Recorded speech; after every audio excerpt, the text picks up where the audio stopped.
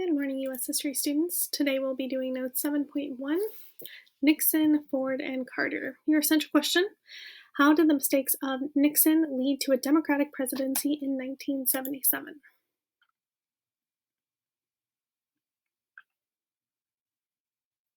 We're going to be looking at three different administrations today, starting with President Nixon.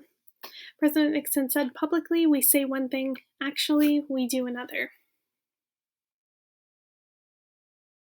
So President Nixon was the 37th President of the United States from 1969 until 1974. He had previously served as Vice President under President Eisenhower in the 50s and early 60s, and he was the only president to ever resign from office, meaning he quit the job as president. He was a Republican and he was a very strict anti-communist.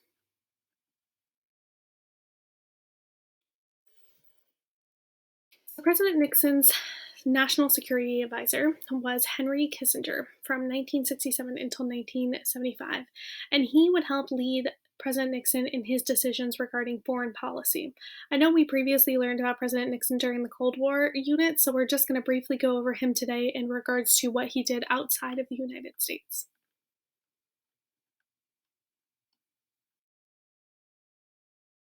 So his goals as president was the Nixon Doctrine in 1969. He believed that America's allies should be able to use their own military defenses to protect themselves, and that America can provide economic aid or military aid, but only in limited amounts. We really shouldn't be getting involved in conflicts overseas. And he would use this in the Vietnam conflict that we had already been involved in. Remember, in Vietnam, President Kennedy originally got the troops over there in the war, and then after President Kennedy was assassinated, President Johnson would really lead us through the Vietnam War, and then Nixon would come in, and he was planning to end the war in Vietnam. He wanted to lower the amount of arms. Remember, we were still having the arms race between us and the Soviet Union, trying to build up nuclear weapons. He wanted to limit that. He also wanted peaceful negotiation with foreign powers, and he wanted an end to the war in Vietnam. So he wanted what he called peace with honor in Vietnam.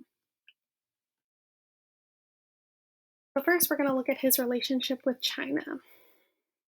Remember, China, they had to deal with their own civil war in 1949. They had to decide whether they were going to be a communist country or a democratic country, and they ended up becoming a communist nation. The United States had cut off relations with them because, remember, we were not involved with any country that was communist during the Cold War. So we had cut off all relations with them, and they became allies with the Soviet Union.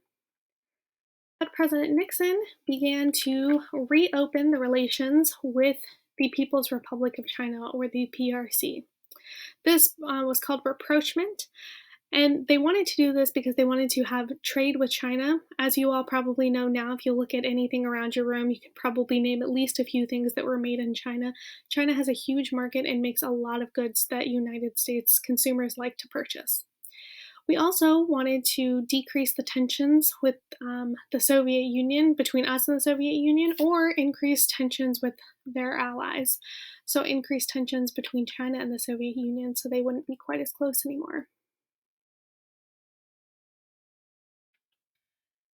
And this came about in a pretty surprising way, that the United States actually started having better relations with China. So in 1971, the American ping pong team received a surprise invitation to visit the People's Republic of China in 1971. Ping pong was a really big sport in the 70s and in China at the time, and so they actually invited us because we had a really good ping pong team in the United States. If any of you have seen the movie Forrest Gump, you probably have seen this when Forrest Gump goes and plays in China and plays ping pong. So this was the first Americans that were allowed into China since 1949, and they brought journalists with them, and this was a really big success in bringing Americans and Chinese together. So after that, the next year, President Nixon himself went to China, and he made China an ally again of the United States. President Nixon also focused on the Soviet Union. Remember, we were still having a Cold War with the Soviet Union. So he had this policy that he called détente. Détente was peaceful negotiations to limit weapons between the United States and the Soviet Union. And the first of these agreements would be called SALT, the Strategic Arms Limitation Treaty. This took place in about 1970, 1972. During this time, they created some treaties to limit the amount of missiles that each country had, and they were successful in opening up negotiations between the United States and the Soviet Union. And then that same year, 1972, Nixon went to the Soviet Union.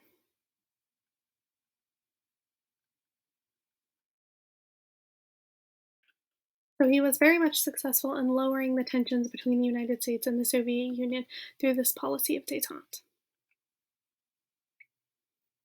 Now, Nixon also got involved in the Vietnam conflict. When he became president, we were deep in war with the country of Vietnam. So remember, we had been actively fighting in the war since 1964. We had been supporting them for about 10 years prior to that, but we had actually had troops on the ground fighting in the war since 1964.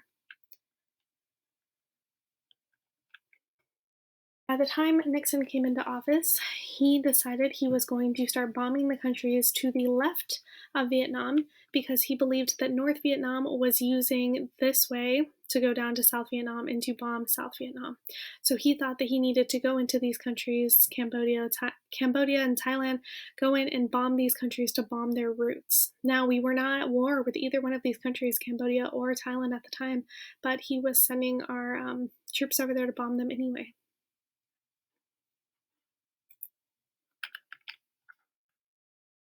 So he called his policy to end the war in Vietnam Vietnamization.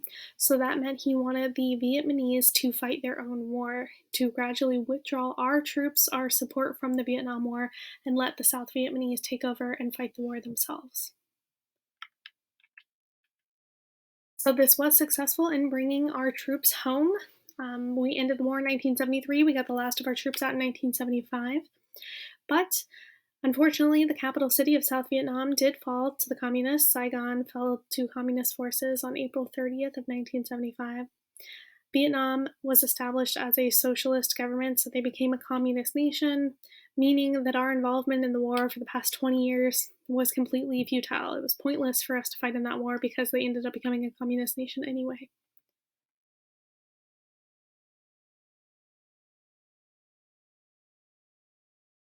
They negotiated for peace in Paris. They were called the Paris Peace Accords in 1973. And so President Nixon was successful in ending the Vietnam War, pulling all of our troops out of the country of Vietnam, but we did end up losing the war.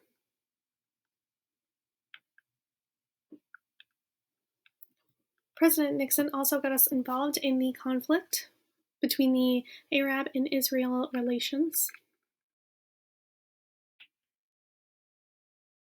So in 1948, Israel was declared an independent state. Israel was given to the Jewish people after the events of World War II, the Holocaust, the extermination of Jewish people. Once they were freed from these concentration camps, they also didn't have places to go to. So they decided that they were going to give them the original Holy Land of Jewish people, which was this territory that became known as Israel. Unfortunately for them, there were already people who were living on these territories, so the Arabs, especially the Palestinians, considered that territory to be theirs, so they didn't believe that another nation could just be developed within their land. Also, the holy city of Jerusalem was located within Israel's borders. So from the beginning of this conflict, the United States was Israel's ally.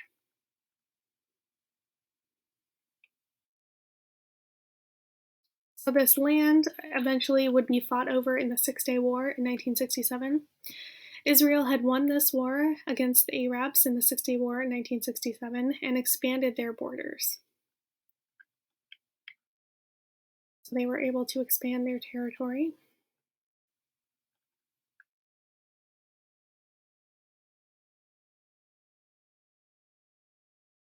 But they would be attacked. So on October 6th of 1973, the Arab nations of Egypt and Syria would have a surprise attack against Israel.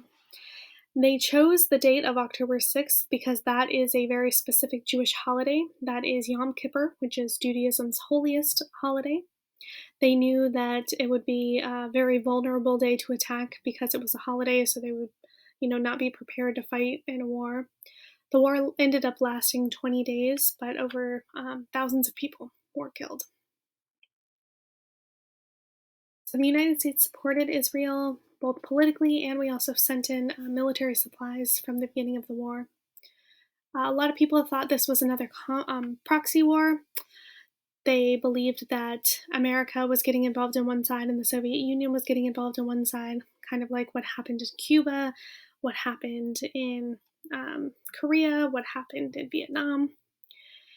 America sided with Israel, and Egypt and Syria, they sided with the Soviet Union.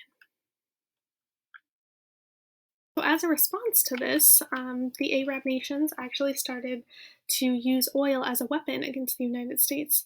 So they decided that they would not sell any oil to the United States because of our support for Israel. So within a few months, the price of oil quadrupled in the United States, and this was the first time Arab nations would use oil as a political and economic weapon. They know how many of our cars are run strictly on oil, how dependent we are as a nation on foreign oil. So that was a really good place to attack us because we're so reliant on oil from overseas. So each side claimed that they won the war. Israel remained America's close allies, and Syria is still allies with Russia to today. But it did really hurt the American economy for us not to be able to have oil and for the price of oil to go up as much as it did.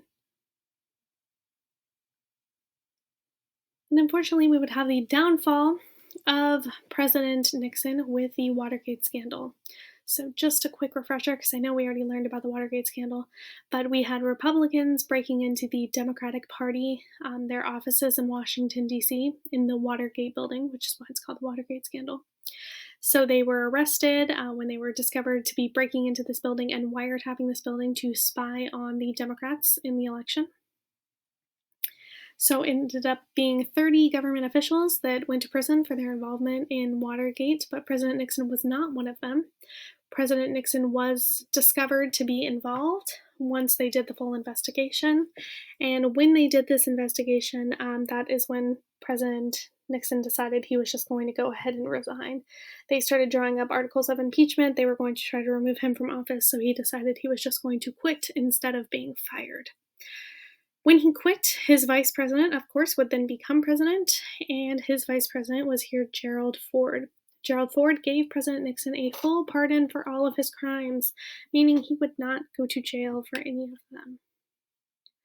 And Gerald Ford would become our next president, President 38. He was the first person that actually became president, or the only person to become president, without ever actually being elected.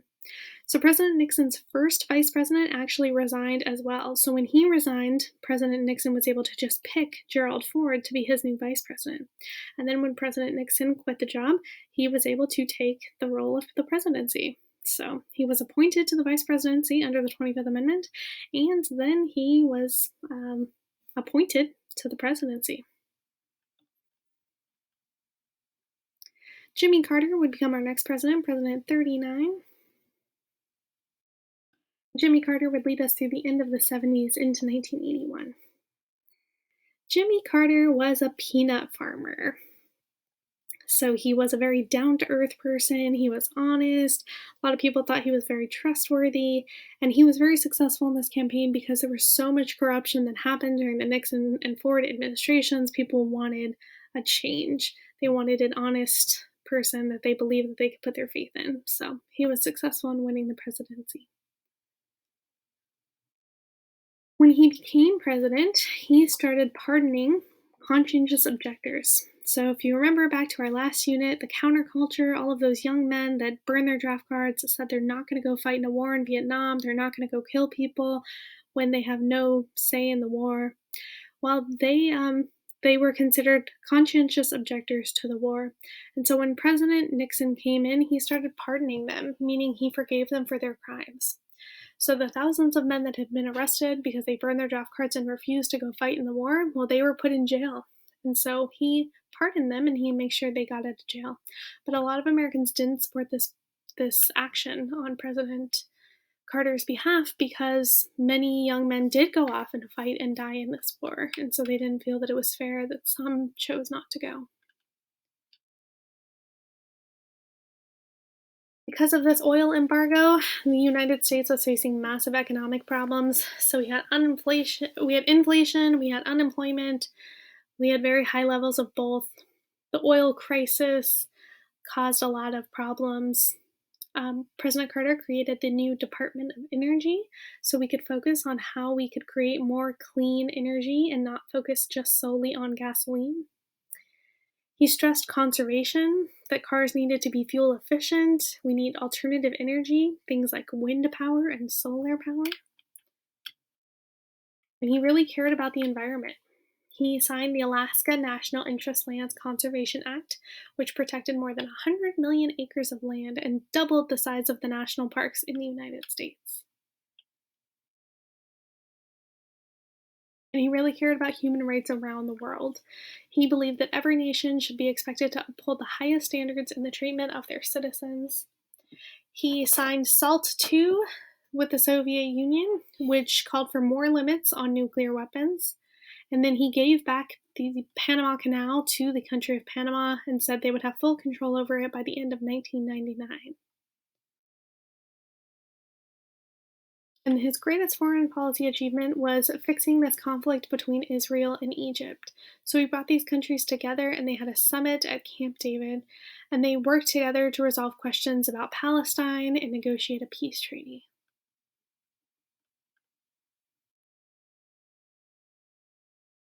In 1979, the Soviet Union invaded Afghanistan to protect the communist nation that was in power there. And President Carter decided that we were not going to support the Soviet Union in them doing this. So they decided they were going to boycott the Olympic Games in 1980. The Olympic Games were being held in Moscow this year. So he decided to block all the shipments of grain to the Soviet Union and boycott the Soviet Union's Olympics. But this was very unpopular. Americans love the Olympics, so it was not a very popular decision to have us not be involved that year. And then 1979, right near the end of President Carter's administration, we had the Iranian hostage crisis. So there was a revolution in Iran in 1979 where they overthrew their oppressive ruler. 53 American employees were there. They were captured and held hostage for 444 days, which severely damaged Carter's chances for re-election. They made a movie about this too called Argo a few years ago.